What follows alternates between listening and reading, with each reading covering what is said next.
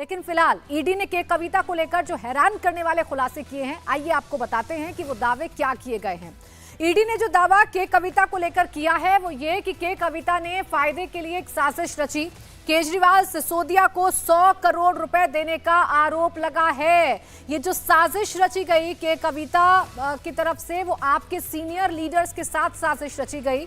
Wholesalers के जरिए आप तक रिश्वत का पैसा पहुंचाया, और ये रिश्वत का पैसा कितना था? रिश्वत का पैसा था 100 करोड़ रुपए।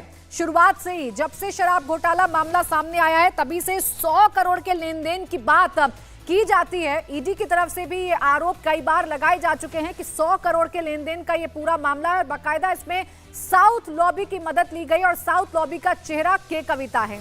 दिल्ली शराब घोटाले में बार बार साउथ ग्रुप, साउथ लॉबी का नाम आता रहता है। इसका खुलासा कैसे हुआ, आइए आपको ये भी बता देते हैं। देखिए, नवंबर 2022 में अमित अरोड़ा गिरफ्तार किया गया। अमित ने पूछताछ में के कविता का नाम लिया। कविता पर शराब लॉबी की मेन लीडर होने का आरोप लगाया गया अमित अरोड़ा की तरफ से। इसके बाद विजय नायर के माध्यम से आप नेताओं को रिश्वत का आरोप जो है वो लगने लगा साउथ लॉबी के जरिए। 2023 में के कविता के अकाउंट बुच्ची बाबू गिरफ्तार किए गए। अकाउंटेंट हैं के कविता के बुच्ची बाबू, उनको गिरफ्तार कर लिया गया। 7 मार्च 2023 को अरुण रामचंद्रन को गिरफ्तार किया गया। तो इतनी गिरफ्तारियां भी शराब घोटाले मामले में हो चुकी हैं। के कविता भी अब कस्टडी में है। के कविता को भी अब ईडी ने गिरफ्तार कर लिया है, और उनसे लगातार हो रही पूछताछ के बाद एक बड़ा स्टेटमेंट ईडी की तरफ से जारी किया गया है। और ये जो स्टेटमेंट है, ये अरविंद केजरीवाल की मुश्किलें बढ़ा सकता है, क्योंकि इसमें 100 करोड़ के लेन देन की बात सामने आ रही है। अब ईडी शराब घोटाले में लगातार एक्शन में है। इस मामले में प्रवर्तन निदेशालय दिल्ली, हैदराबाद से लेकर कई जगहों पर लगातार छापेमारी कर रहा है। देखिए, देश भर में 245 जगहों पर अभी तक ईडी की तरफ से रेड मारी गई है। अब तक 15 आरोपी ऐसे हैं जो शराब घोटाले मामले में सलाखों के पीछे हैं, यानी जिनको गिरफ्तार किया गया है। बड़े नाम भी इसमें शामिल हैं। मनीष सिसोदिया डिप्टी सीएम रहे दिल्ली के, उनको गिरफ्तार किया गया। इसके बाद संजय सिंह की गिरफ्तारी हुई। ईडी ने 6 आरोप पत्र इसमें अभी तक दाखिल किए हैं। 128.79 करोड़ की संपत्ति जब्त की जा चुकी है। केजरीवाल को अभी तक 9 समन ईडी की तरफ से जा चुके हैं, लेकिन अरविंद केजरीवाल ईडी के सामने पेश होने के लिए राजी नहीं है। कोर्ट तक में ये मामला जा चुका है। इसके बावजूद अरविंद केजरीवाल हर बार कोई ना कोई बहाना बनाकर ईडी के इन समन्स को इग्नोर करते हैं, ईडी के सामने पेश नहीं होते हैं। कुमार सोनू हमारे सहयोगी जुड़ गए इस वक्त ज्यादा जानकारी के साथ। सोनू, मुश्किलें कितनी बढ़ सकती हैं अरविंद केजरीवाल की? जो गिरफ्तारी की तलवार कई दिनों से उन पर लटक रही है, जिस तरफ इशारा आतिशी भी करती हैं, क्या ये गिरफ्तारी संभव है?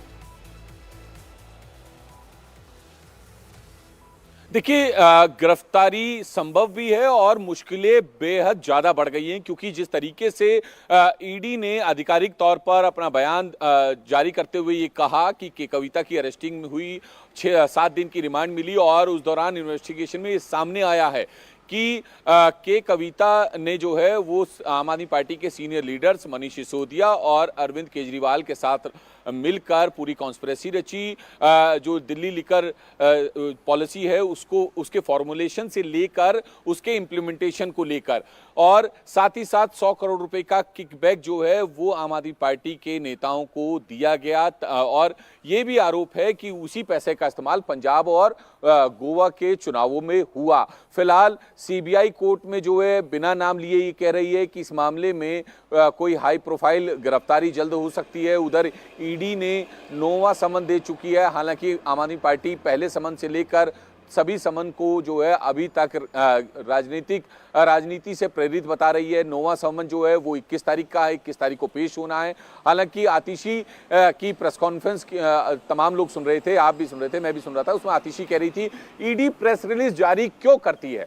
सबसे बड़ी बात मैं आपको बता दूं कि हमेशा कोई भी सेंट्रल एजेंसी हो या स्टेट एजेंसी हो या फिर स्टेट ऑर्गेनाइजेशन हो, कोई भी हो, कोई भी सरकारी डिपार्टमेंट हो, वो अपनी रिलीज जारी करता है, क्योंकि हम जैसे तमाम रिपोर्टर्स उनसे जानना चाहते हैं कि आखिर इन्वेस्टिगेशन में सामने क्या आया। तो उसी तरीके से ये कोई पहली बार नहीं है कि ईडी ने अपनी किसी तरह से प्रेस रिलीज जारी की हो। इससे पहले भी यूपीए के टाइम में भी जो है इसी तरह की रिलीजेज आती रही हैं। तो शराब घोटाले की आंच है और इससे अरविंद केजरीवाल बचना चाहते हैं, पार्टी उनकी छवि पर दाग नहीं लगने देना चाहती है, इसीलिए ईडी पर राजनीतिक रंग या राजनीतिक चोला चढ़ाने की कोशिश की जा रही है।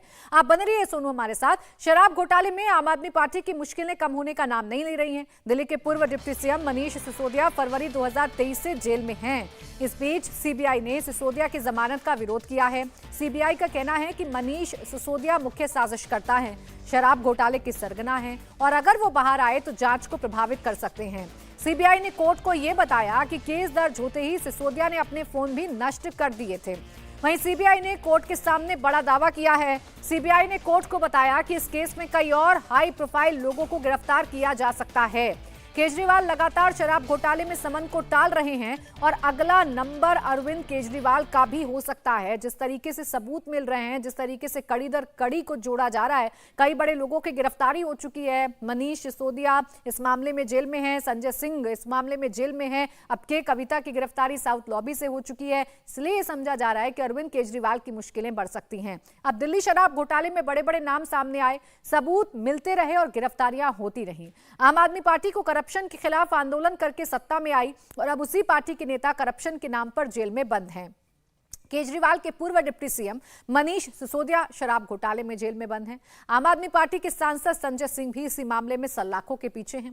केजरीवाल सरकार में पूर्व मंत्री सत्येंद्र जैन भी जेल में बंद हैं।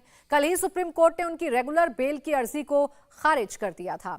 आम आदमी पार्टी के नेता विजय नायर भी शराब घोटाले में जेल में बंद हैं। अब अगला नंबर किसका होगा, ये बड़ा सवाल है, क्योंकि सीबीआई ने स्टेटमेंट दिया है कि कई हाई प्रोफाइल गिरफ्तारी हो सकती है।